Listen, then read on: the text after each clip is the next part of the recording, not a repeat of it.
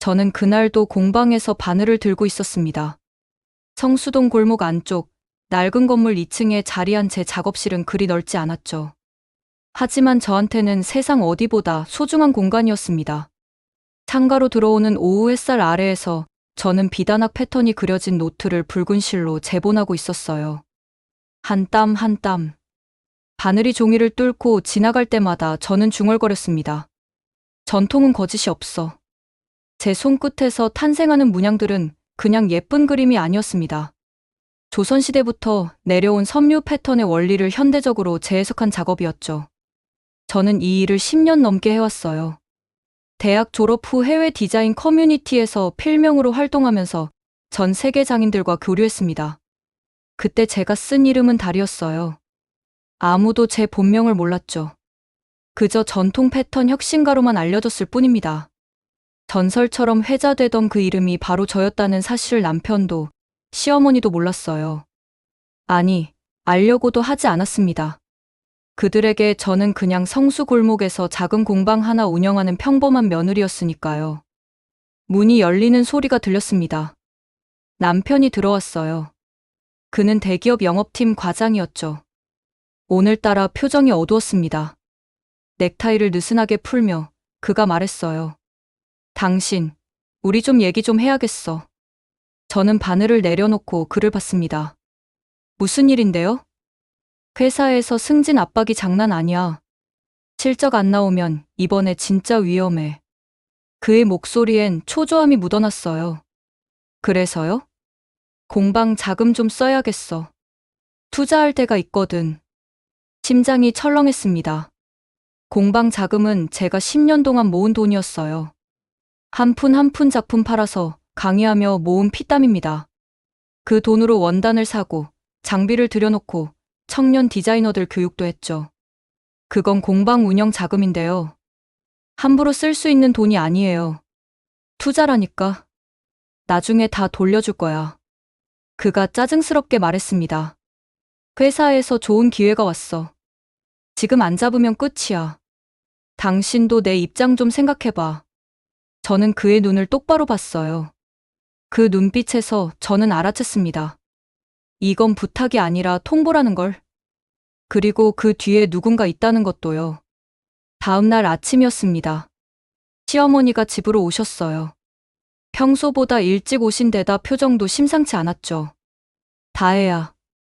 그분은 저를 거실 소파에 앉히더니 말씀하셨습니다. 너 요즘 몸 상태가 안 좋다며? 네? 저 멀쩡한데요. 아니야. 준호한테 들었어. 내가 병원 가기 싫어한다고. 저는 어리둥절했습니다. 무슨 말씀이신지 전혀 이해가 안 됐죠. 어머니, 저 아픈 데 없어요. 병원 갈 일도 없고요. 그러니까 문제지. 숨기면 어떡해. 시어머니의 목소리가 날카로워졌어요. 그때 남편이 회사에서 급하게 들어왔습니다. 손에는 휴지를 쥐고 있었죠. 코를 막고 있더군요. 또 코피야? 시어머니가 놀라 물었어요. 스트레스 때문인가 봐요. 요즘 회사 일이 너무 힘들어서. 남편이 대충 둘러댔습니다. 하지만 저는 이상했어요. 지난주에도 코피를 흘렸거든요. 그때도 스트레스 탓이라고 했죠. 그런데 왜 자꾸 반복되는 걸까? 오후가 되자 낯선 여자가 공방으로 찾아왔습니다. 29쯤 돼 보이는 그녀는 화려한 옷차림에 자신감 넘치는 표정이었어요. 인플루언서 특유의 말투로 그녀가 말했죠. 안녕하세요. 여기 분위기 되게 레트로하네요. 누구세요? 아, 저요? 준우 오빠 동료예요. 회사 일로 이것저것 도와주고 있거든요. 그녀는 공방을 둘러보며 스마트폰으로 이곳저곳을 찍기 시작했습니다. 와, 이 패턴 진짜 예쁘다.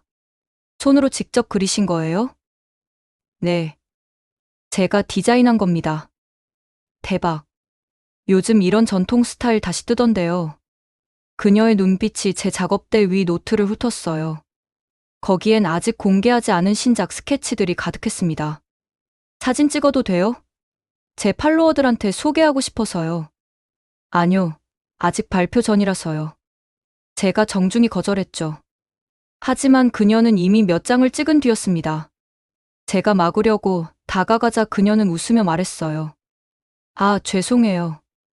너무 예뻐서 그만. 지울게요. 그날 저녁이었습니다. 남편은 또다시 공방 자금 이야기를 꺼냈어요. 이번엔 더 강하게 밀어붙였죠. 어차피 당신 혼자 하는 일이잖아. 뭐, 그리 대단한 일도 아니고. 대단하지 않다고요? 제 목소리가 떨렸습니다. 전 10년 넘게 이 일을 해왔어요. 해외에서도 인정받는 작업이고요. 그래봤자 성수 골목 작은 공방이잖아. 현실을 봐, 현실을. 남편의 말이 비수처럼 꽂혔어요. 내가 회사에서 승진하면 당신도 좋잖아. 그럼 더 좋은 집으로 이사 갈 수 있고, 당신 공방도 더 크게 차릴 수 있어. 그건 제가 판단할 문제예요. 아, 답답하네. 유리 씨가 괜찮은 투자처 알아봤대. 거기 넣으면 금방 불어나. 유리. 그 이름을 듣는 순간 뭔가 이상한 느낌이 들었습니다. 낮에 공방에 왔던 그 여자 말이군요. 그녀가 왜 우리 집 재정 문제에 관여하는 거죠? 당신, 그 사람이랑 무슨 관계예요? 관계라니. 그냥 동료야. 왜, 질투하는 거야? 남편은 비웃듯 말했습니다. 저는 더 이상 대화하고 싶지 않았어요. 방으로 들어가 문을 닫았죠. 그날 밤 저는 잠을 이룰 수 없었습니다.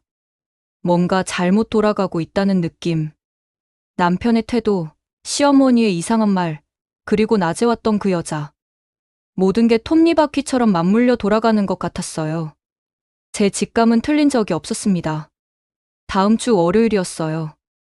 회사 디자인실 부장이라는 사람이 공방으로 찾아왔습니다. 35쯤 돼 보이는 냉정한 인상의 여자였죠.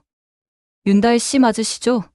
저희 회사에서 프로젝트 하나 진행 중인데 외부 디자이너 섭외하고 있어요. 무슨 프로젝트인데요? 전통 섬유 패턴 현대화 작업이요. 포트폴리오 좀 볼 수 있을까요? 저는 조심스럽게 몇 가지 작업물을 보여줬습니다. 그녀는 관심 있는 듯 자세히 살폈어요. 나쁘지 않네요. 샘플 작업 몇 개만 더 보고 싶은데. 여기 있습니다. 제가 원단 샘플들을 꺼내 보이자 그녀는 스마트폰을 꺼냈어요. 그리고 자연스럽게 사진을 찍기 시작했죠. 아, 죄송한데요. 샘플 촬영은 곤란해요. 아, 네. 알겠습니다. 그녀는 금방 스마트폰을 주머니에 넣었습니다. 하지만 저는 봤어요. 이미 몇 장을 찍은 걸. 그것도 아주 빠르고 정확하게요. 그녀가 떠난 후 저는 불안감을 떨칠 수 없었습니다. 뭔가 잘못되고 있어요. 분명히. 저는 작업대 앞에 앉아 달력을 봤습니다. 거기엔 제가 적어둔 메모가 있었죠. 달. 제 필명이었어요. 그 이름으로 활동하던 시절 저는 자유로웠습니다. 누구의 며느리도 누구의 아내도 아닌 그냥 장인으로서 인정받았죠. 하지만 지금은 달라졌어요. 저는 공방 구석에 쌓아둔 노트들을 꺼냈습니다. 10년간의 작업 기록이 고스란히 담긴 것들이었죠. 모두 붉은 실로 제본돼 있었어요. 한 권 한 권 넘기며 저는 생각했습니다. 이 패턴들은 제 인생이에요. 누구도 함부로 가져갈 수 없는 거죠. 그날 저녁 남편이 또 코피를 흘렸습니다. 이번엔 양이 좀 많았어요. 휴지로 막아도 계속 흘러나왔죠. 병원 가봐야 하는 거 아니에요? 제가 걱정스럽게 물었어요. 괜찮아. 그냥 피곤해서 그래. 남편은 화장실로 들어갔습니다. 저는 그가 버린 휴지를 봤어요. 선홍빛 피가 가득 묻어 있었죠. 이건 단순한 스트레스가 아닙니다. 뭔가 더 심각한 문제예요. 하지만 남편은 병원에 가려 하지 않았습니다. 오히려 저를 아프다고 우기면서 자신은 괜찮다고만 했죠. 이상했어요. 모든 게 뒤틀려 있었습니다. 저는 그날 밤 공방에 혼자 남아 있었어요. 붉은 실로 새 노트를 제본하며 저는 다짐했습니다. 무슨 일이 일어나든 제 작품만큼은 지켜내겠다고. 전통은 거짓이 없으니까요. 진실은 언젠가 드러나게 돼 있으니까요. 그렇게 믿으며 저는 바늘을 놓지 않았습니다. 그날은 평범한 목요일 오후였습니다. 공방에서 작업하고 있는데 남편이 일찍 들어왔어요. 그 뒤로 유리도 따라 들어왔죠. 두 사람이 함께 오는 걸 보니 가슴이 답답해졌습니다. 다혜야, 잠깐 앉아봐. 남편의 목소리가 무거웠어요. 유리는 가방에서 서류 봉투를 꺼냈습니다. 그녀가 말했죠. 언니, 사실은요.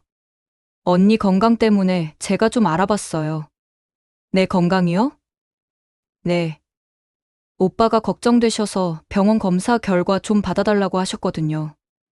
유리는 봉투에서 서류를 꺼내 제 앞에 놓았습니다. 혈액검사 경고라고 적혀 있었어요. 저는 서류를 집어 들었습니다. 병원 로고가 찍혀 있고 제 이름도 적혀 있었죠. 하지만 이상했어요. 저 병원 간 적 없는데요. 언니가 기억 못 하시는 거예요. 작년에 갔었잖아요. 유리가 웃으며 말했습니다. 작년에 저 그 병원 근처도 안 갔어요. 제가 단호하게 말하자 남편이 끼어들었어요. 당신 요즘 기억력도 안 좋아진 거 아냐? 엄마도 그러시던데. 당신 요즘 이상하다고. 시어머니까지 끌어들이는군요. 저는 서류를 다시 자세히 봤습니다. 뭔가 이상해요. 글씨체가 중간에 달라 보였고 날짜 표기도 묘했죠. 이거 진짜 맞아요? 언니, 왜 그러세요? 병원에서 직접 받아온 건데. 유리의 목소리에 날이 섰습니다. 여기 보세요. 언니 혈액 수치가 정상 범위를 벗어났어요. 빨리 정밀 검사 받으셔야 해요. 남편이 덧붙였죠. 그래서 말인데. 치료비 준비해야 할 것 같아. 치료비요? 응. 큰 병원 가려면 돈이 꽤 들잖아. 공방 자금 좀 써야겠어. 결국 이거였군요. 제 건강을 핑계로 돈을 빼가려는 거였어요. 저는 서류를 내려놓으며 말했습니다. 전 다른 병원에서 다시 검사 받을게요. 뭐? 남편의 얼굴이 굳었어요. 당신, 지금 우릴 못 믿는다는 거야? 그런 게 아니라 세컨드 오피니언이 필요하다는 거죠. 세컨드 오피니언은 무슨? 이미 결과 나왔는데. 유리가 끼어들었습니다. 언니, 시간 지체하면 위험해요. 빨리 치료 시작하셔야죠. 두 사람의 압박이 거세졌어요. 하지만 저는 물러서지 않았습니다. 그날 밤 저는 대학 동기에게 연락했어요. 응급의학과 전문의로 일하는 친구였습니다. 10년 만에 연락하는 거였죠. 여보세요, 저예요. 다혜야? 오랜만이다. 무슨 일이야? 그의 목소리는 여전히 차분했어요. 저는 상황을 설명했습니다. 혈액검사 결과를 받았는데 이상하다고, 다시 확인하고 싶다고요. 서류 사진 찍어서 보내봐. 저는 사진을 찍어 보냈어요. 잠시 후 그가 말했습니다. 다혜야, 이거 좀 이상한데. 뭐가요? 서류 포맷이 섞여 있어. 여기 보면 상단 로고는 대학병원 건데 하단 워터마크는 다른 병원 거야. 제 심장이 쿵쾅거렸어요. 그리고 여기 날짜 옆에 오타가 있어. 병원에서 공식 발급하는 서류에 이런 실수는 거의 없거든. 그럼 이게 가짜라는 거예요? 단정할 순 없지만 의심스러워. 내일 우리 병원 와. 내가 제대로 검사해 줄게. 전화를 끊고 나서 저는 한동안 멍하니 앉아 있었습니다. 가짜 서류. 그들은 저를 아프다고 만들려는 거예요.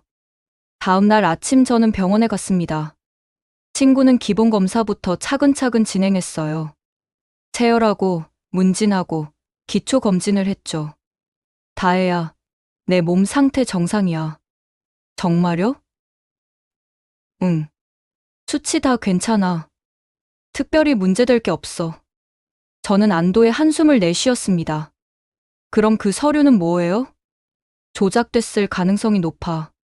누가 너한테 이런 짓을 한 거지? 저는 대답할 수 없었어요. 남편과 유리의 얼굴이 떠올랐습니다.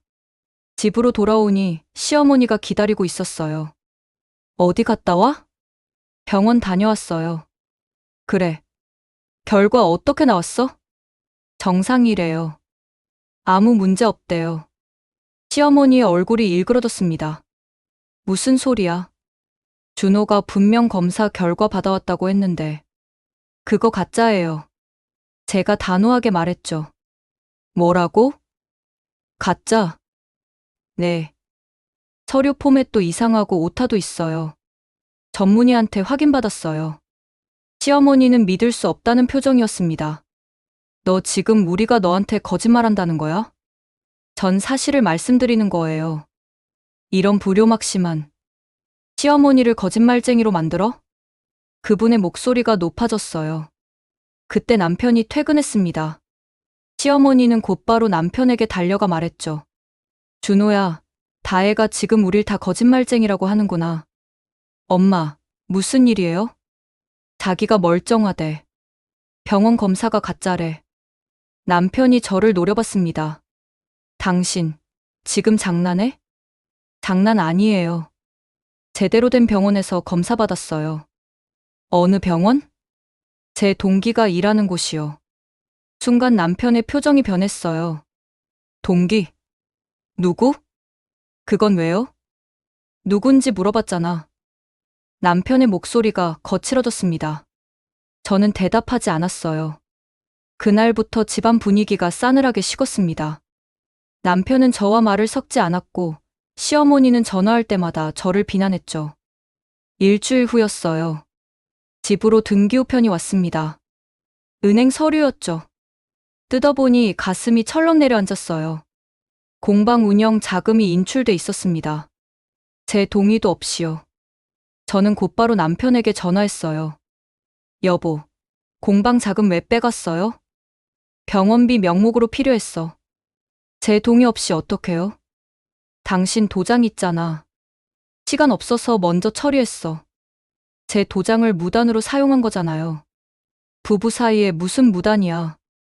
나중에 다 돌려줄 거야. 남편은 태연했습니다. 저는 은행으로 달려갔어요. 담당 직원에게 물었죠. 이 인출 취소할 수 있나요? 본인 동의하에 진행된 거라서요. 제가 동의한 적 없어요. 여기 서류에 서명이 되어 있는데요.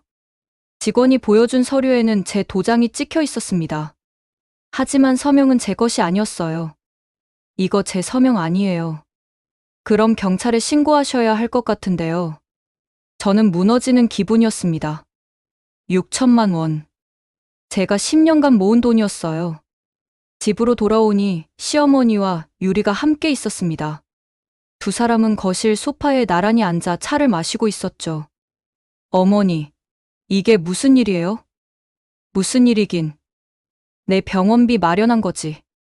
제가 아프지도 않다고 했잖아요. 그래도 만약을 대비해야지. 유리가 끼어들었어요. 언니, 너무 예민하게 반응하시는 거 아니에요? 당신이 왜 여기 있어요? 제 목소리가 떨렸습니다. 초대받아서요. 어머니가 불러주셨거든요. 유리는 웃으며 시어머니를 쳐다봤어요. 시어머니도 미소 지으며 고개를 끄덕였죠. 그 순간 저는 깨달았습니다. 이들은 한편이었어요. 저를 몰아내기 위해 함께 움직이고 있었던 거예요. 어머니, 공방 자금 돌려주세요. 무슨 소리야? 그 돈은 이미 투자했어. 어디에요? 그건 내가 알 필요 없어. 어차피 나중에 이익 보면 돌려줄 거야. 시어머니는 태연했습니다. 저는 남편을 기다렸어요. 밤늦게 들어온 남편에게 따졌죠. 도대체 왜 이러는 거예요? 뭐가? 공방 자금 몰래 빼가고 가짜 진단서 만들고. 대체 왜요? 남편은 넥타이를 풀며 한숨을 쉬었습니다. 당신이 이해 못할 거야. 이해시켜 보세요. 난 승진해야 돼. 회사에서 살아남으려면 실적이 필요하고 실적 올리려면 투자가 필요해. 그게 제 돈을 훔쳐갈 이유가 돼요? 훔친 게 아니라 빌린 거야. 부부잖아. 남편의 논리는 어이가 없었어요. 그리고 솔직히 말하면 당신 공방 언제까지 할 건데. 별로 돈도 안 되잖아. 제 일을 무시하지 마세요. 무시하는 게 아니라 현실을 말하는 거야. 성수 골목 작은 공방 가지고 뭘 할 수 있겠어. 저는 더 이상 참을 수 없었습니다. 당신 유리 씨랑 무슨 관계예요? 남편의 얼굴이 굳었어요. 아무 관계 아니라니까. 거짓말 마세요. 두 사람 같이 움직이는 거 다 봤어요. 당신 지금 나 의심하는 거야? 의심할 만하잖아요. 남편이 소파에서 벌떡 일어났습니다. 야, 내가 누굴 위해 이러는데. 다 우리 가족 위해서야. 우리 가족이요? 웃기지 마세요. 제 목소리도 높아졌어요. 당신은 지금 저를 미치게 만들고 있어요. 가짜 병 만들고, 돈 빼가고. 아, 진짜. 대화가 안 되네. 남편은 방으로 들어가 문을 쾅 닫았습니다. 저는 거실에 혼자 남았어요. 10년 인생. 제 자존심. 모든 게 무너지고 있었습니다. 하지만 저는 포기할 수 없었어요. 다음 날 아침 저는 공방으로 갔습니다. 원단들을 정리하며 저는 생각했어요. 이건 전쟁이에요. 그들이 먼저 시작한 전쟁이죠. 저는 제 작업 노트를 다시 꺼냈습니다. 붉은 실로 제본된 노트들. 이 안에 진실이 있어요. 제가 누구인지, 무엇을 해왔는지. 저는 노트를 가슴에 안았습니다. 아직 끝나지 않았어요. 싸움은 이제 시작일 뿐이에요. 일주일 후 저는 이메일 한 통을 받았습니다. 대기업 디자인실에서 온 면접 제안이었어요. 보낸 사람은 그 부장이었죠. 지난번 공방에 와서 제 샘플을 몰래 촬영했던 사람입니다. 윤다혜 씨, 저희 프로젝트에 관심 있으시다면 공개 면접에 참석해주세요. 다음 주 화요일 오후 2시 본사 대회의실입니다. 공개 면접이라는 게 이상했어요. 보통 디자이너 채용은 포트폴리오 검토 후 개별 면담으로 진행되거든요. 하지만 저는 갔습니다. 혹시 모르잖아요. 제대로 된 기회일 수도 있으니까요. 화요일 오후, 저는 강남 본사 건물에 도착했습니다. 로비는 차갑고 현대적이었어요. 유리와 크롬으로 된 인테리어가 저를 압도했죠. 엘리베이터를 타고 12층으로 올라갔습니다. 대회의실 문을 열자 이미 많은 사람들이 앉아 있었어요. 심사위원처럼 보이는 사람들이 긴 테이블 뒤에 앉아 있었고, 반대편엔 빈 의자 하나가 놓여 있었죠. 그리고 방 한쪽에는 다른 지원자들이 서 있었습니다. 윤다혜 씨 맞으시죠? 부장이 저를 반겼어요. 네. 자, 이쪽으로 오세요. 준비하신 포트폴리오 제출해 주시고요. 저는 가방에서 파일을 꺼냈습니다. 10년간의 작업물을 정리한 거였어요. 전통 섬유 패턴 연구, 현대적 재해석 작업, 해외 프로젝트 이력까지 모두 담았죠. 여기 있습니다. 부장은 파일을 받아 들더니 빙그레 웃었어요. 감사합니다. 그럼 자리에 앉아주세요. 저는 빈 의자에 앉았습니다. 모든 시선이 저에게 쏠렸어요. 부장이 말했죠. 자, 그럼 시작하겠습니다. 윤다혜 씨는 전통 섬유 패턴 디자이너라고 하셨는데요. 네, 맞습니다. 경력이 어떻게 되시나요? 10년 정도 됩니다. 10년이나요? 대단하시네요. 부장의 말투에는 비꼬는 기색이 있었어요. 그럼 대표작이 뭔가요? 저는 파일을 가리키며 말했습니다. 거기 다 정리돼 있는데요. 비단학 시리즈, 매화문 현대화 작업 등이 있습니다. 아, 네. 근데 이게 정말 본인 작업인지 어떻게 증명하시겠어요? 갑자기 공격적인 질문이 나왔어요. 증명이요? 원본 파일 다 가지고 있는데요. 원본 파일은 누구나 가질 수 있잖아요. 인터넷에서 다운받을 수도 있고. 제 얼굴이 뜨거워졌습니다. 제가 직접 만든 건데요. 직접 만들었다는 증거가 있나요? 옆에 앉아있던 다른 심사위원이 끼어들었어요. 원단 시제품, 작업 과정 사진, 메타데이터까지 다 있습니다. 그렇군요. 부장은 제 파일을 대충 넘기더니 책상 위에 던졌습니다. 그 소리가 회의실에 울렸어요. 그런데 말이죠. 윤다혜 씨. 부장이 저를 똑바로 쳐다봤어요. 성수 골목 작은 공방에서 일하시는 분이 과연 저희 대기업 프로젝트를 감당하실 수 있을까요? 모욕이었습니다. 노골적인 모욕이었어요. 제 경력과 작품으로 판단해 주시면 됩니다. 경력이요? 10년 동안 뭐 하신 거예요? 해외 프로젝트 했다고 하셨는데.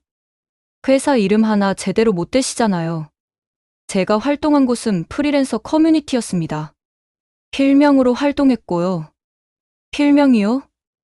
하. 부장이 웃었어요. 다른 심사위원들도 따라 웃었죠. 그럼 그 필명이 뭔데요? 저는 대답하지 않았습니다. 아직 공개할 때가 아니었어요. 대답 못 하시네요. 결국 증명할 게 없는 거죠.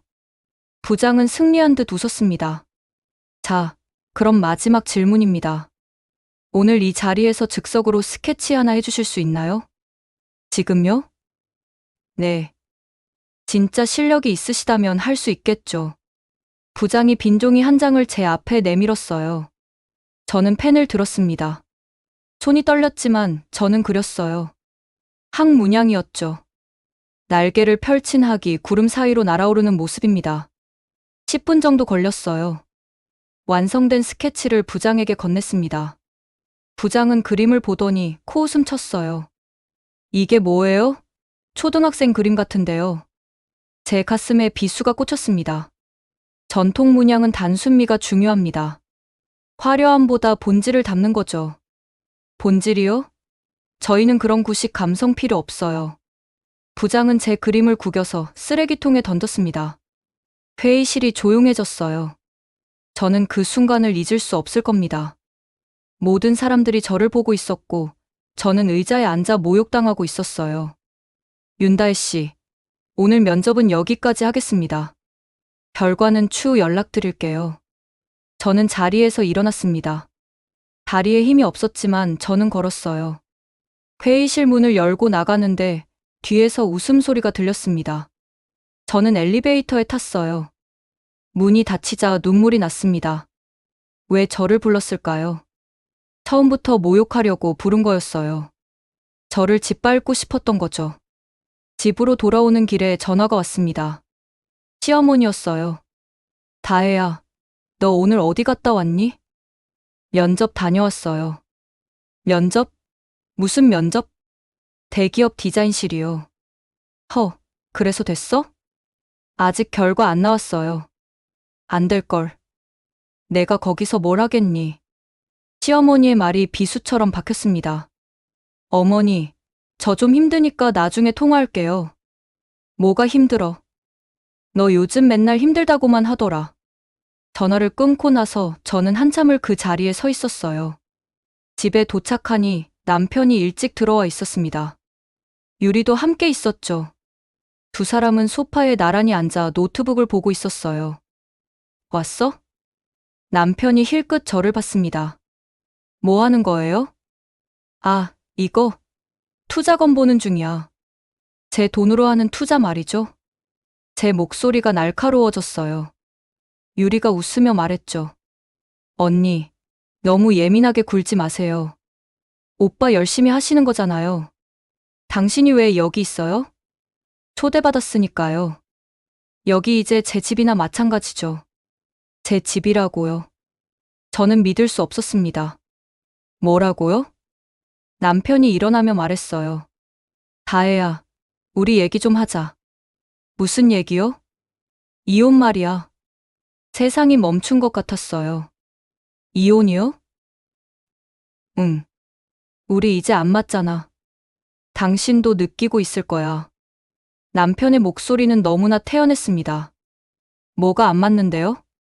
모든 게 다. 당신은 당신 일만 중요하고, 난 내 일이 중요하고. 그게 이혼 사유가 돼요? 충분하지. 그리고 솔직히 당신 요즘 이상해. 피해망상도 있고. 피해망상이요? 제 목소리가 떨렸어요. 응. 우리가 당신 해치려 한다고 생각하잖아. 그거 정신과 가봐야 하는 거 아냐. 유리가 거들었습니다. 언니, 저도 걱정됐어요.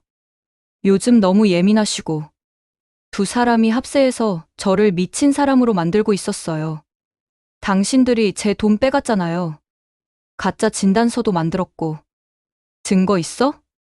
남편이 빙긋 웃었어요. 증거 없으면 다 당신 망상이야. 저는 더 이상 참을 수 없었습니다.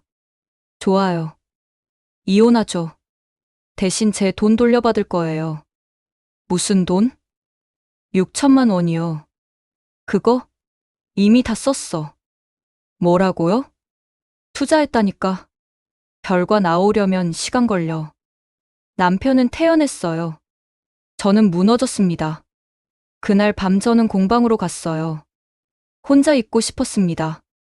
작업대에 앉아 저는 울었어요. 10년. 10년을 모은 돈이 하루아침에 사라졌습니다. 제 자존심도 명예도 다 짓밟혔어요. 하지만 저는 포기할 수 없었습니다. 제 작업 노트를 펼쳤어요. 붉은 실로 재본된 노트. 그 안에는 제 인생이 담겨 있었습니다. 그리고 저는 깨달았어요. 오늘 면접장에서 제가 그린 항문양. 그게 제 최신 작업이었다는 거려. 그들은 그걸 가져갔을 겁니다. 구겨진 종이를 쓰레기통에 버렸지만 분명 나중에 회수했을 거예요. 아니면 제가 그리는 걸 이미 촬영했을 수도 있죠. 저는 확신했습니다. 이건 처음부터 계획된 일이었어요. 저를 모욕하고 작품을 빼앗고 무너뜨리려는 계획이었죠. 하지만 그들은 한 가지를 몰랐습니다. 제가 누군지, 제 진짜 정체가 뭔지. 저는 노트 첫 페이지를 펼쳤어요. 거기에 적힌 글자. 달. 제 필명이었습니다. 이제 때가 됐어요. 진실을 드러낼 시간입니다. 며칠 후였습니다. 남편 회사에서 긴급 회의가 있었대요. 아침부터 남편은 긴장한 표정이었죠. 오늘 중요한 프레젠테이션이 있어. 그래요. 저는 무덤덤하게 대답했습니다. 이혼 얘기가 나온 후로 우리는 거의 말을 섞지 않았어요. 남편은 서둘러 집을 나갔죠. 저는 그날도 공방으로 갔습니다. 작업하는 게 저를 지탱하는 유일한 방법이었어요. 오후 3시쯤이었을까요? 낯선 번호로 전화가 왔습니다. 여보세요? 배준호 씨 보호자이신가요? 네, 맞는데요. 분당병원 응급실입니다. 지금 환자분이 응급실에 계세요. 심장이 철렁했어요. 무슨 일이에요? 회의 중에 쓰러지셨다고 합니다. 빨리 오셔야 할 것 같습니다. 전화를 끊고 저는 곧바로 병원으로 향했습니다. 택시를 타고 가는 내내 가슴이 두근거렸어요. 아무리 미워도 아직은 제 남편이었으니까요. 응급실에 도착하니 시어머니가 먼저 와 계셨습니다. 준호는 어디 있어요? 안에 있어. 의사가 검사 중이래. 시어머니의 얼굴은 창백했어요. 우리는 기다렸습니다. 1시간쯤 지났을까요? 의사가 나왔어요. 제 대학 동기였습니다. 다혜야. 이찬 오빠. 저는 그를 봤어요. 그의 표정이 심각했습니다. 환자분 상태가 좋지 않아. 뭐가 어떤데요? 일단 회의실로 가자. 우리는 상담실로 들어갔습니다. 시어머니와 저, 그리고 이찬 오빠가 앉았죠. 배준호 씨가 오늘 회의 중에 코피를 심하게 흘리셨다고 합니다. 그리고 귀에서도 출혈이 있었고요. 귀에서요? 시어머니가 놀라 물었어요. 네. 응급실 도착 당시 의식은 명료했지만 지혈이 잘 안 됐습니다. 이찬 오빠가 서류를 꺼냈어요. 기본 검사를 했는데요. 혈액 수치가 심상치 않습니다. 무슨 말이에요? 빈혈 수치가 매우 낮고 혈소판도 정상 범위를 벗어났습니다. 염증 마커도 높고요. 저는 숨이 막혔습니다. 그게 무슨 뜻인데요? 정확한 진단을 위해서는 더 정밀한 검사가 필요합니다. 하지만 현재 소견상 중증 혈액질환 가능성이 있습니다. 시어머니가 비명을 질렀어요. 뭐라고요? 혈액질환? 아직 확정은 아닙니다. 혈액내과 협진을 통해 정확히 진단받으셔야 해요. 이찬 오빠의 목소리는 차분했지만 단호했습니다. 저는 그를 봤어요. 그가 제 눈을 마주쳤죠. 그 눈빛에서 저는 알았습니다. 진짜 아픈 사람은 제가 아니었어요. 남편이었습니다. 제가 예전에 받았던 검사 결과 있잖아요. 제가 물었어요. 응, 내 건 정상이었지. 그럼 남편 거랑 비교해 볼 수 있을까요? 이찬 오빠가 잠시 생각하더니 고개를 끄덕였습니다. 법적으로 문제없는 범위에서 설명해 줄게. 그가 컴퓨터를 켰어요. 화면에 2개의 검사 결과가 나타났습니다. 여기 봐. 이게 내 검사 결과야. 모든 수치가 정상 범위 안에 있지. 저는 화면을 봤어요. 빨간 선으로 표시된 정상 범위 안에 제 수치들이 깔끔하게 들어가 있었죠. 그리고 이게 배준호 씨 검사 결과야. 다음 화면에서는 여러 수치가 빨간색으로 표시돼 있었습니다. 정상 범위를 벗어난 거였어요. 백혈구 수치 이상, 혈소판 감소, 헤모글로빈 저하. 여러 지표가 문제를 보이고 있어. 시어머니가 울음을 터뜨렸습니다. 우리 아들이 그렇게 아팠던 거예요? 저는 입을 열었어요. 어머니, 기억하세요? 제가 아프다고 하셨잖아요. 뭐, 가짜 진단서 가지고 오셨을 때요. 시어머니의 얼굴이 굳었습니다. 그때 그 서류에 적힌 증상들이 사실은 남편 거였던 거 아니에요? 무슨 소리야? 코피, 혈액 수치 이상. 다 남편이 보이던 증상이잖아요. 제 목소리가 떨렸지만 저는 계속 말했습니다. 누군가 의도적으로 제 이름으로 바꿔치기 한 거예요. 이찬 오빠가 저를 봤어요. 그의 눈빛이 뭔가를 말해주고 있었습니다. 다혜야, 내 말이 맞을 수도 있어. 그 서류 다시 한번 봐야겠다. 시어머니가 벌떡 일어났습니다. 지금 무슨 소리를 하는 거야? 내 아들이 죽어가고 있는데. 어머니, 저도 걱정돼요. 하지만 진실은 밝혀져야죠. 진실은 무슨? 내가 우리 준호 이렇게 만든 거야. 제가요? 응. 내가 스트레스 줘서 이렇게 된 거지. 시어머니의 비난이 쏟아졌어요. 그때 남편이 휠체어를 타고 들어왔습니다. 간호사가 밀어주고 있었죠. 엄마, 준호야. 시어머니가 달려가 남편을 안았어요. 남편은 창백한 얼굴로 저를 봤습니다. 다혜. 왜요? 미안해. 갑자기 사과를 하는군요. 뭐가요? 내가 너한테 심하게 했어. 이혼 얘기도 그렇고. 남편의 목소리가 떨렸어요. 지금 와서 무슨 소용이에요. 제발 날 용서해줘. 나 이러다 죽을 것 같아. 남편이 울먹였습니다. 하지만 저는 냉정했어요. 용서는 나중에 생각하죠. 일단 치료나 받으세요. 다혜야. 그리고 하나 물어볼게요. 제 이름으로 된 가짜 진단서 누가 만든 거예요? 남편의 얼굴이 굳었습니다. 그건 누구예요? 유리가. 역시나였습니다. 왜요? 돈이 필요했어. 공방 자금을 빼내려면 명분이 필요했거든. 그래서 저를 병자로 만든 거예요? 미안해. 정말 미안해. 남편이 고개를 떨궜어요. 시어머니가 끼어들었습니다. 그래도 내 남편인데. 지금 이러는 게 맞니? 어머니는 저한테 뭐라고 하셨죠? 병든 며느리는 필요 없다고. 그건 이제 병든 건 아들이네요. 어떻게 하실 건데요? 제 목소리가 차가워졌어요. 시어머니는 대답하지 못했습니다. 이찬 오빠가 말했어요. 일단 환자분 입원 수속 밟아야 해요. 혈액내과 협진 예약도 잡아야 하고요. 비용은 얼마나 들어요? 제가 물었죠. 정밀 검사만 해도 수백만 원은 각오하셔야 합니다. 치료는 더 들고요. 시어머니가 저를 봤어요. 다혜야, 미안한데 공방 자금 없어요. 뭐? 남편이 다 써버렸잖아요. 투자했다면서요. 그럼 어떡해? 저도 몰라요. 알아서 하세요. 저는 자리에서 일어났습니다. 다혜야, 제발. 남편이 손을 뻗었지만 저는 피했어요. 치료는 받으세요. 하지만 제가 도울 순 없어요. 우리 부부잖아.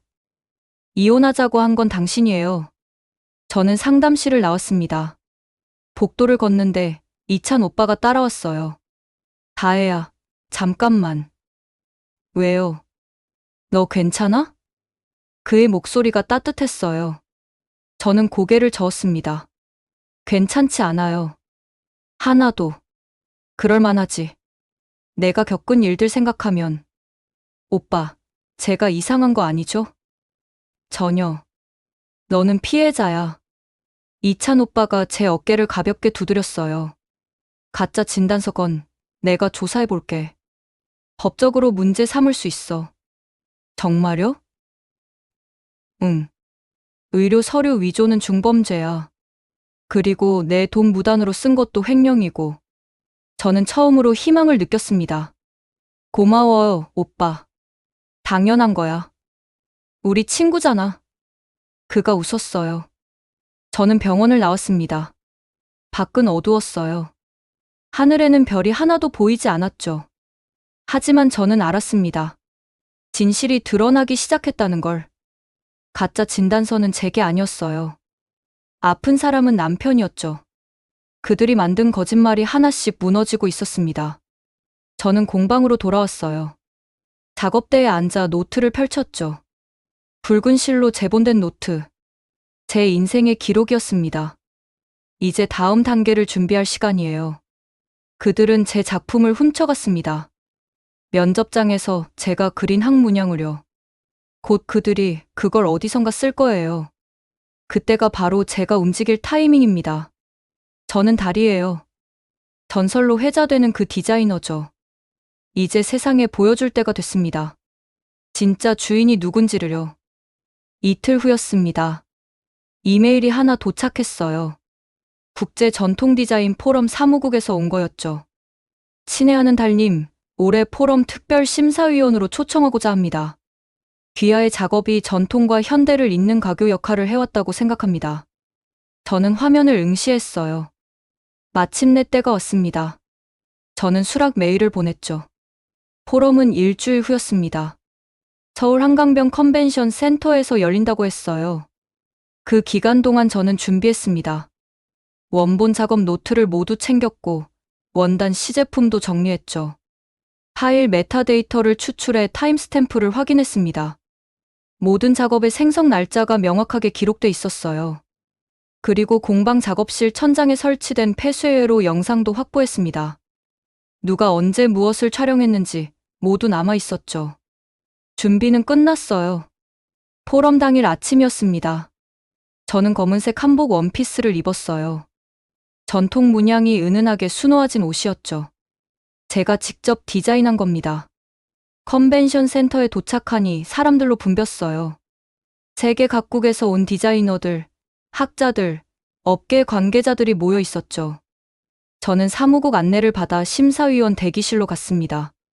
달님, 오신 걸 환영합니다. 사무국장이 반갑게 맞아줬어요. 감사합니다. 오늘 많은 분들이 기대하고 계십니다. 달님을 직접 볼 수 있다는 것만으로도 영광이라고들 하시더군요. 저는 미소 지었어요. 과찬이십니다. 참, 오늘 출전작 중에 흥미로운 게 하나 있습니다. 어떤 건데요? 한국 대기업 디자인팀에서 제출한 전통 패턴 현대화 작업인데요. 항문양을 활용한 거더군요. 제 심장이 뛰었습니다. 그렇군요. 심사하실 때 보시면 아실 겁니다. 사무국장이 나가고 저는 혼자 남았어요. 역시나였습니다. 그들이 제 작품을 출전시킨 거죠. 오전 10시 포럼이 시작됐습니다. 대강당은 수백 명의 관객으로 가득 찼어요. 무대 위에는 출전작들이 전시돼 있었죠. 사회자가 마이크를 잡았습니다. 오늘 특별한 손님을 모셨습니다. 10년간 필명으로만 활동하시며 전통 디자인 혁신을 이끌어오신 분이죠. 관객들이 술렁였어요. 많은 분들이 궁금해하셨을 겁니다. 과연 달은 누구인가? 무대에 조명이 집중됐습니다. 오늘 이 자리에서 처음으로 실명을 공개하십니다. 저는 숨을 들이마셨어요. 윤다혜님, 무대로 나와주시기 바랍니다. 저는 자리에서 일어났습니다. 복도를 지나 무대로 올라갔죠. 조명이 눈부셨어요.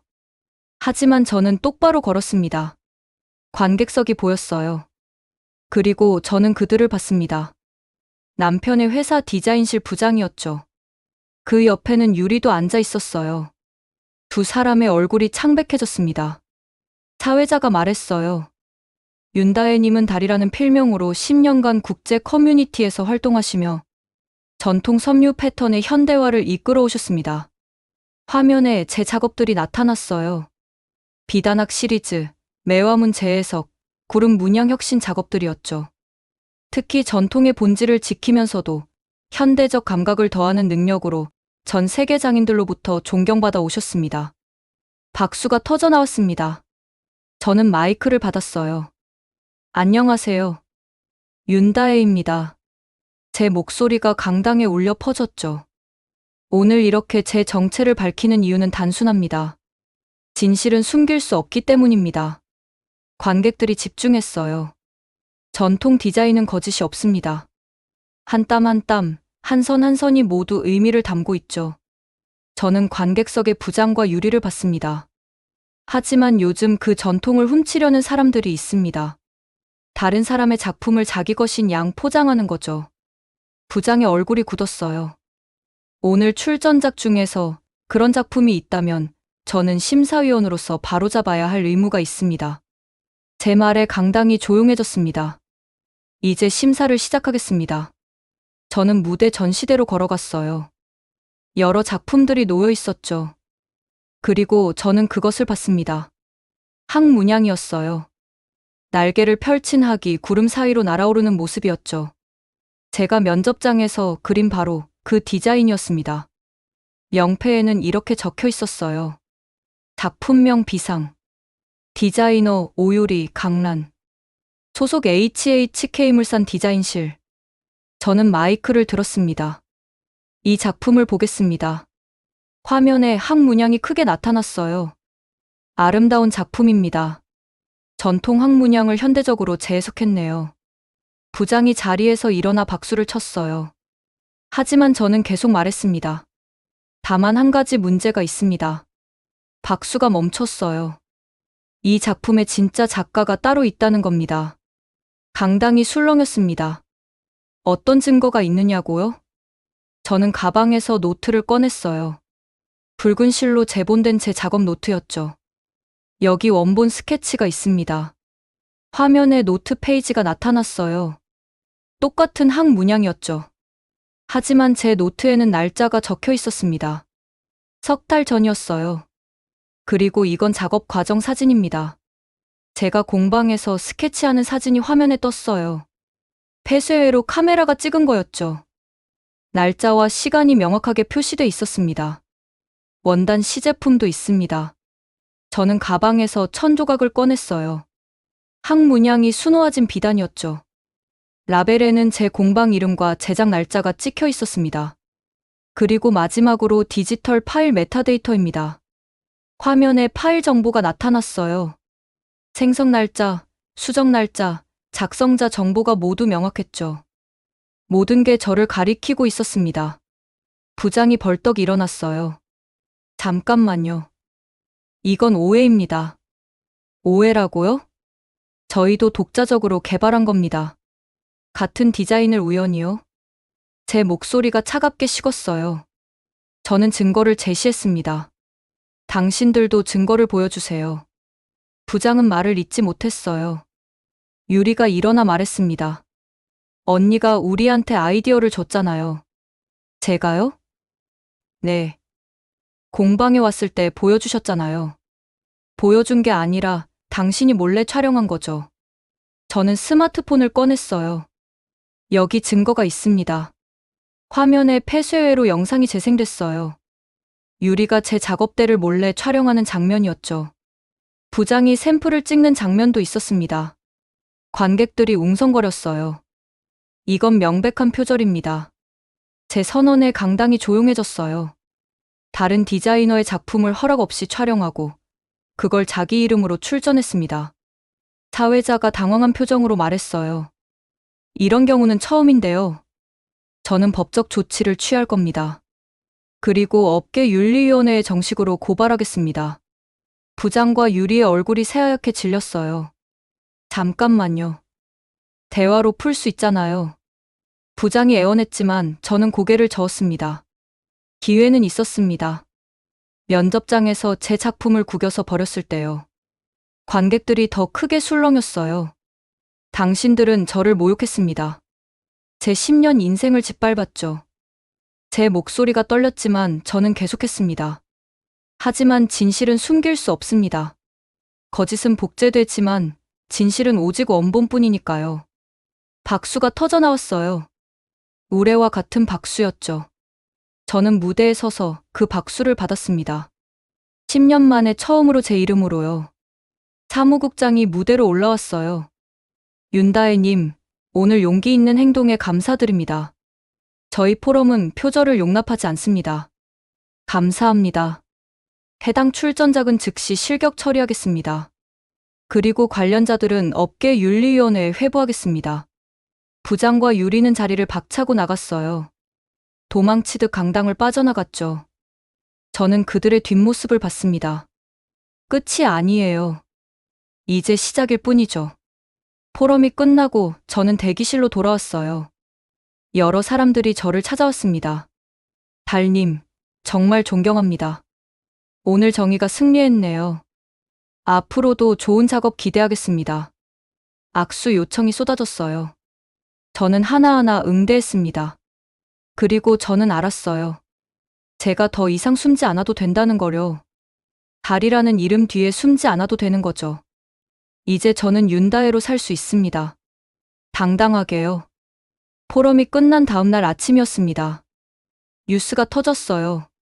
대기업 디자인실 표절 논란, 업계 충격.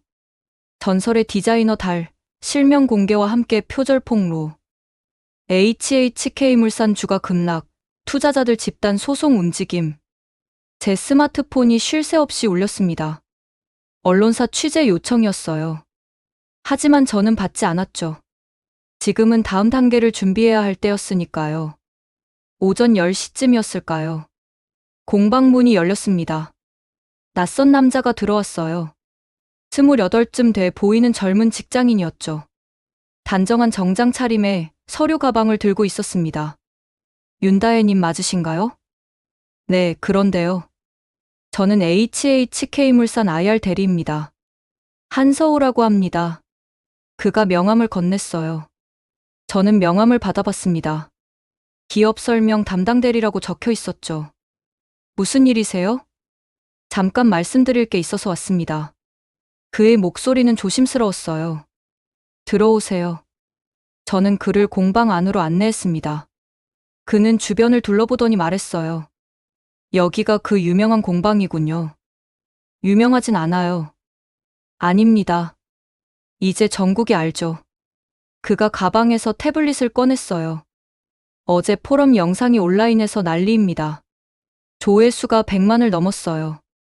화면에는 제가 무대에서 증거를 제시하는 장면이 재생되고 있었죠. 그렇군요. 윤다혜님, 저는 숫자를 다루는 사람입니다. 그가 진지한 표정으로 말했어요.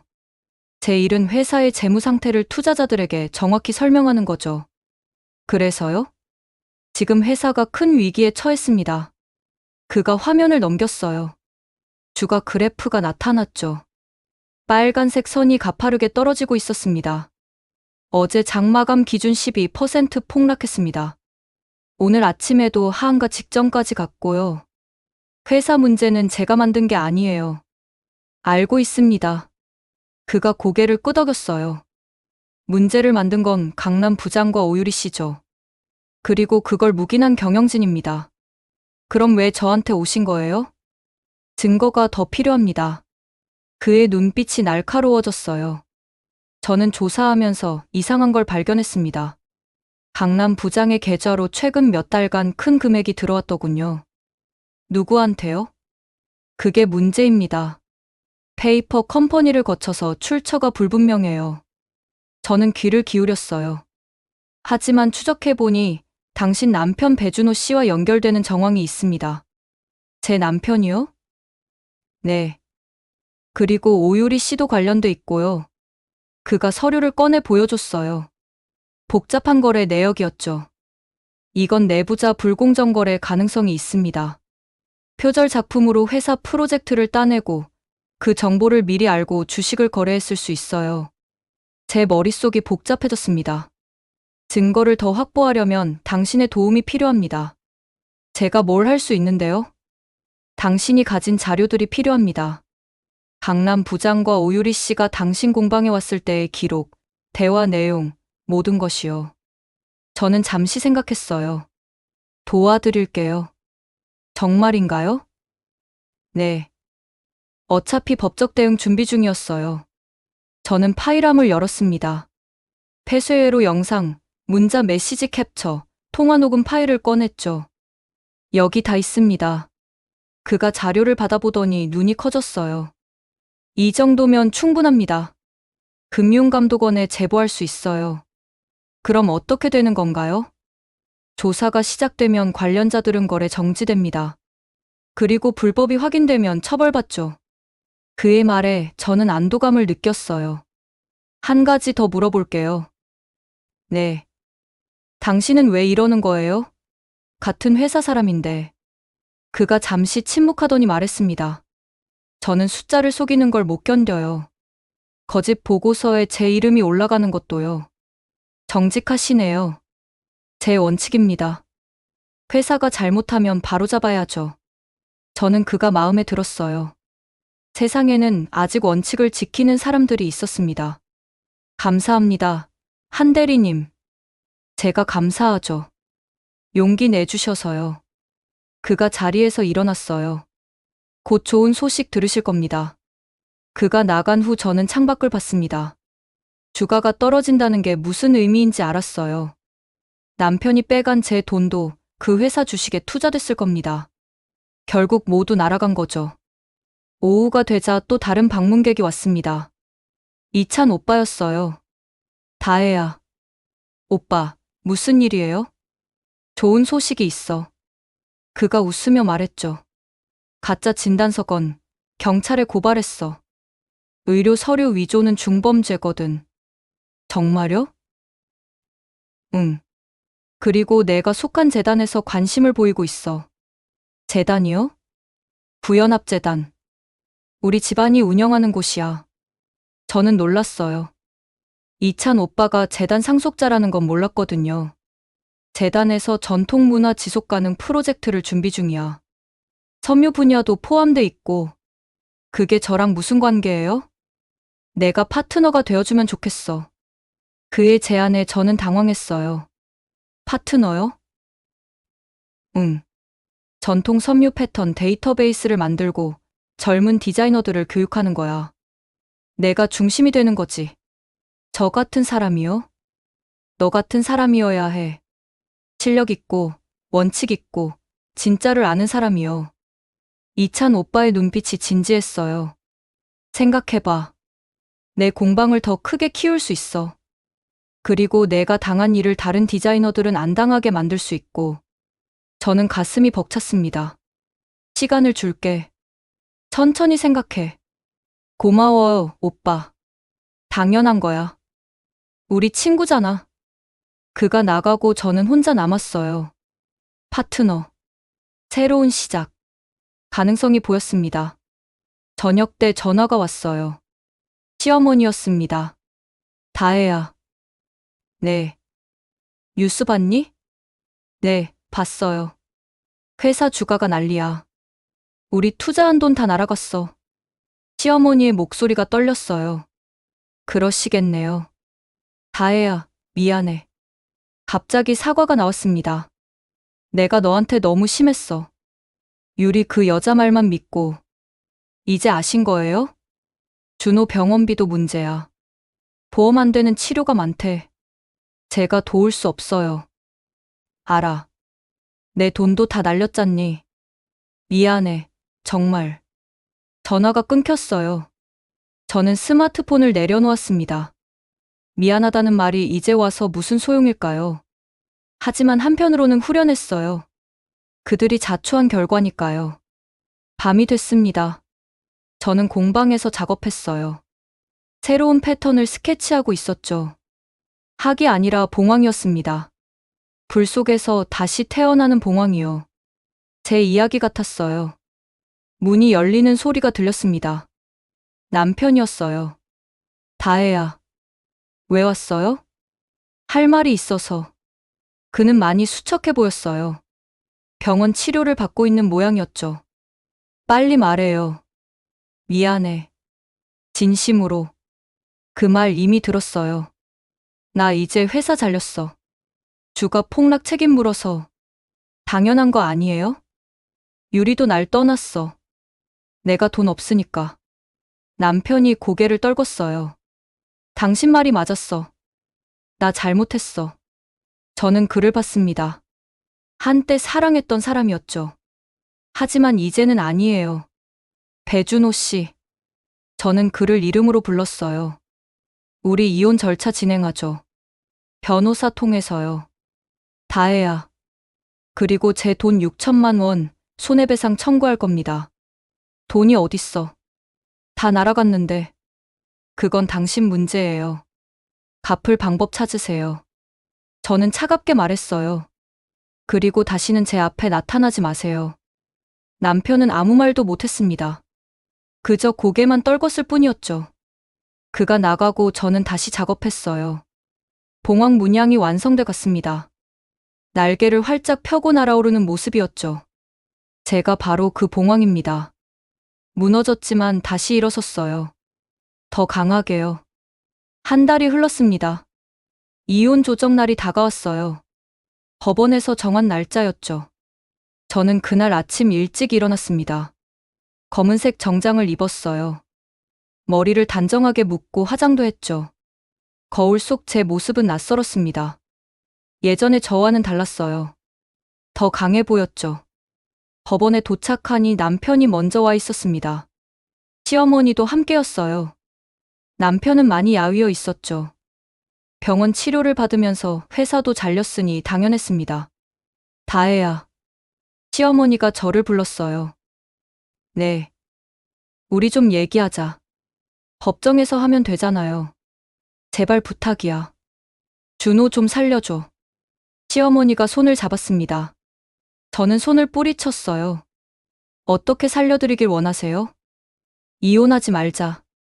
부부는 어려울 때 함께 있어야지. 그 말씀 진작하시지.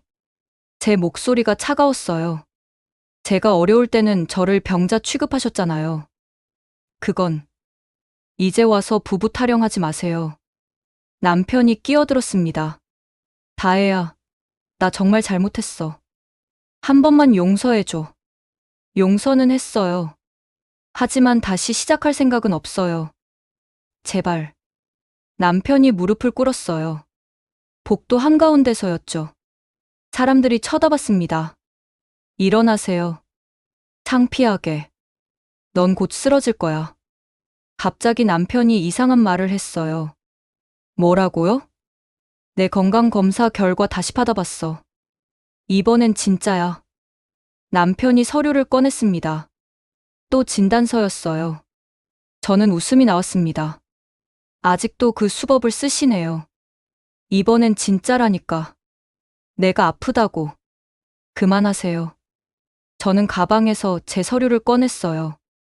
이게 진짜 진단서예요. 일주일 전에 받은 거죠. 제 건강검진 결과였습니다. 모든 수치가 정상이었어요. 그리고 이건 뭔지 아세요? 저는 다른 서류를 꺼냈습니다. 당신 최종 진단서예요. 병원에서 공식 발급받은 거죠. 남편의 얼굴이 창백해졌어요. 중증 재생불량성 빈혈. 장기 치료 필요. 여기 다 적혀 있네요. 그건 거짓말 그만하세요. 아픈 사람은 당신이에요. 제 말에 시어머니가 주저앉았습니다. 그리고 이것도 보세요. 저는 또 다른 서류를 펼쳤어요. 당신이 처음 저한테 준 가짜 진단서요. 여기 오타 보이죠? 남편은 아무 말도 못했어요. 병원 포맷도 섞여 있고, 날짜도 이상하고, 서명도 위조됐어요. 누가 그렇게까지 조사를 해? 경찰이 했어요. 의료 서류 위조로 고발했거든요. 남편의 눈이 커졌습니다. 그리고 오유리 씨도 조사받을 거예요. 당신이랑 같이요. 다혜야, 그건 너무한 거 아니야? 제가 너무해요? 제 인생을 망가뜨린 사람들이 누군데요? 제 목소리가 높아졌어요. 사람들이 더 많이 모여들었죠. 가짜 병 만들고, 제 돈 빼가고, 이혼 통보하고. 그게 너무한 거 아니에요? 남편은 고개를 들지 못했습니다. 그때 조정실 문이 열렸어요. 조정 시간이 된 거였죠. 우리는 안으로 들어갔습니다. 조정위원이 앉아 있었어요. 양측 다 앉으세요. 우리는 마주 보고 앉았습니다. 조정위원이 서류를 검토하더니 말했어요. 배준호 씨 측에서 이혼 거부 의사를 밝히셨는데요. 네. 남편이 대답했습니다. 이유가 뭡니까? 아내가 필요합니다. 제가 아파서요. 간병인이 필요하시다는 말씀인가요? 조정위원의 질문이 날카로웠어요. 그게 아니라. 그럼 뭡니까? 남편은 대답하지 못했어요. 조정위원이 저를 봤습니다. 윤다혜 씨는 어떻습니까? 이혼하고 싶습니다. 이유는요? 신뢰가 깨졌습니다. 남편이 저를 속이고 재산을 빼가고 다른 여자와 관계를 맺었어요. 증거가 있습니까? 저는 준비한 서류들을 내놨습니다. 문자 메시지 캡처, 통화 기록, 금융거래, 내역, 목격자 진술서까지 모든 게 있었죠. 조정위원이 서류를 검토했어요. 시간이 흘렀습니다. 조정위원이 고개를 들었어요. 배준호 씨, 이건 명백한 혼인 파탄 사유입니다. 하지만 더군다나 재산을 무단으로 사용한 것은 형사 문제가 될 수 있습니다. 남편이 말문이 막혔어요. 윤다혜 씨 측의 이혼 청구가 타당하다고 봅니다. 조정위원의 판단이 나왔죠. 재산 분할과 손해배상 문제는 어떻게 하시겠습니까? 배준호 씨에게 6천만 원과 위자료 2천만 원을 청구합니다. 제가 말했어요. 총 8천만 원이네요.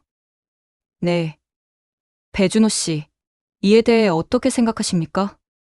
남편은 한참을 망설이다 말했습니다. 돈이 없습니다. 변제 계획을 세우셔야겠네요. 병원비도 감당 못하는데 어떻게 갚아요? 남편이 울먹였어요. 저는 차갑게 말했습니다. 그건 당신 문제예요. 당신이 쓴 돈이잖아요. 다혜야. 저는 법과 절차로 해결할 겁니다. 못 갚으면 채권 추심 들어갈 거고요. 너무하잖아. 누가 더 너무한지 생각해 보세요. 조정위원이 끼어들었어요. 일단 이혼은 합의로 진행하시고 금전 문제는 민사로 해결하시는 게 좋겠습니다. 알겠습니다. 저는 동의했어요. 남편도 어쩔 수 없이 고개를 끄덕였죠. 서류에 서명하는 시간이었습니다. 펜을 들고 저는 제 이름을 썼어요. 윤다혜. 이제 다시 제 이름만으로 살 수 있습니다. 남편도 서명했어요. 떨리는 손으로요. 이것으로 조정이 성립됐습니다. 조정위원회 선언이 떨어졌죠. 우리는 조정실을 나왔습니다. 복도에서 시어머니가 저를 붙잡았어요. 다혜야, 제발 준호 좀 살려줘. 병원비라도. 어머니, 저한테 뭐라고 하셨죠? 뭐, 병든 며느리는 필요 없다고 하셨잖아요. 그건 오해였어. 오해가 아니에요. 진심이었죠. 저는 시어머니의 손을 떼어냈습니다. 이제 저도 말할게요. 병든 시어머니도 필요 없어요. 이런 불효막심한. 불효는 제가 배운 겁니다. 어머니한테요. 저는 돌아섰어요. 남편이 마지막으로 말했습니다. 다혜야, 넌 후회할 거야. 후회하는 건 당신이에요. 유리가 다시 돌아왔어. 우리 다시 시작할 거야. 저는 웃었어요. 축하해요. 둘이 잘 사세요. 넌 혼자 늙을 거야. 혼자가 당신이랑 사는 것보다 나아요. 저는 법원을 나왔습니다. 햇살이 눈부셨어요. 자유였죠. 진짜 자유였습니다. 저는 깊이 숨을 들이마셨어요. 공기가 달랐습니다. 더 맑고 깨끗했어요. 스마트폰이 울렸어요. 이찬 오빠였습니다. 다혜야, 끝났어? 네, 방금요. 축하해. 이제 새 출발이야. 고마워요, 오빠. 저녁 같이 먹을래? 축하 겸. 저는 웃었어요. 좋아요.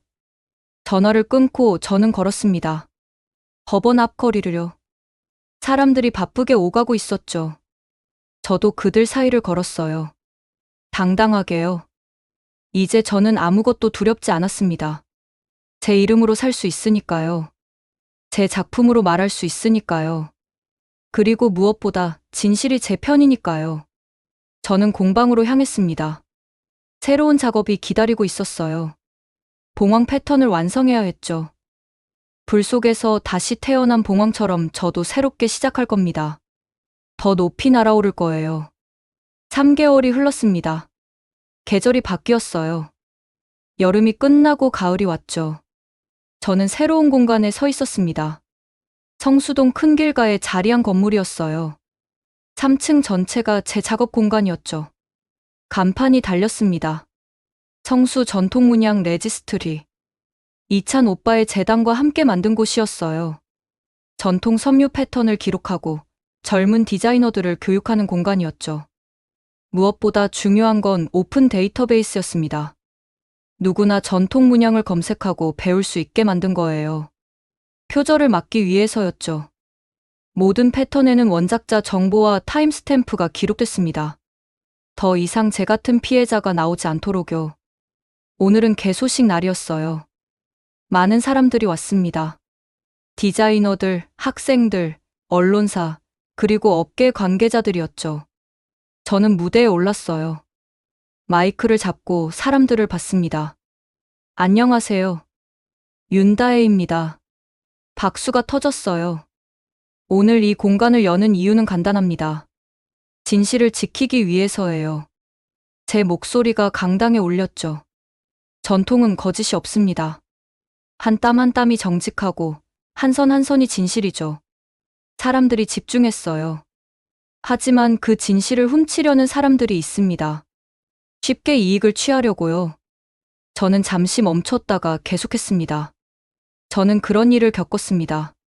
제 작품이 도용됐고 제 인생이 무너졌죠. 관객석이 조용해졌어요. 하지만 포기하지 않았습니다. 진실은 반드시 드러나니까요. 박수가 나왔습니다. 이곳은 그런 진실을 지키는 공간입니다. 여러분의 작품을 보호하고 전통을 이어가는 곳이죠. 저는 뒤를 돌아봤어요. 대형 스크린에 데이터베이스 화면이 떴습니다. 수천 개의 전통 문양이 정리돼 있었죠. 모든 패턴은 무료로 열람할 수 있습니다. 하지만 상업적 사용은 반드시 출처를 밝혀야 해요. 사람들이 고개를 끄덕였어요. 그리고 여기서 청년 디자이너들을 교육할 겁니다. 전통을 배우고 현대와 접목하는 방법을요. 저는 무대 아래를 가리켰습니다. 젊은 학생들이 앉아 있었어요. 이미 등록한 첫 기수였죠. 이들이 미래입니다. 우리 전통을 이어갈 사람들이에요. 박수가 우레처럼 쏟아졌습니다. 개소식이 끝나고 저는 이찬 오빠를 만났어요. 그는 정장을 입고 있었죠. 오늘은 재단 이사장 자격으로 온 거였습니다. 다혜야, 수고했어. 오빠 덕분이에요. 내가 해낸 거야. 난 도운 것뿐이고. 그가 웃었어요. 우리는 옥상으로 올라갔습니다. 한강이 보였어요. 해가 지고 있었죠. 다혜야. 왜요? 나 할 말이 있어. 이찬 오빠의 목소리가 진지했어요. 저는 그를 봤습니다. 10년 전부터 좋아했어. 대학교 때부터. 제 심장이 뛰었어요. 하지만 말 못했지. 내가 결혼했으니까. 오빠, 이제 말할 수 있을 것 같아. 너랑 새롭게 시작하고 싶어. 그의 눈빛이 진실했습니다. 저는 잠시 망설였어요. 오빠, 고마워요. 정말로. 하지만 아직은 아니에요. 제 말에 그가 놀란 표정을 지었죠. 저 이제 막 제 이름을 찾았어요. 혼자 서는 법을 배웠고요. 그래. 조금만 시간을 주세요. 제가 완전히 설 수 있을 때까지요. 이찬 오빠가 웃었어요. 알았어. 기다릴게. 미안해요. 미안할 것 없어. 난 내가 행복하면 돼. 그가 제 어깨를 가볍게 두드렸어요. 하지만 약속해. 준비되면 말해줘. 약속할게요. 우리는 석양을 바라봤습니다. 한강 위로 빛이 반짝였어요. 아름다웠죠. 저녁이 됐습니다. 저는 혼자 작업실로 돌아왔어요. 1층 내 개인 공방이었죠. 예전보다 훨씬 넓었지만 본질은 같았습니다. 작업대, 원단, 바늘실, 저를 지탱하는 것들이었어요. 책상 위에 편지가 놓여 있었습니다.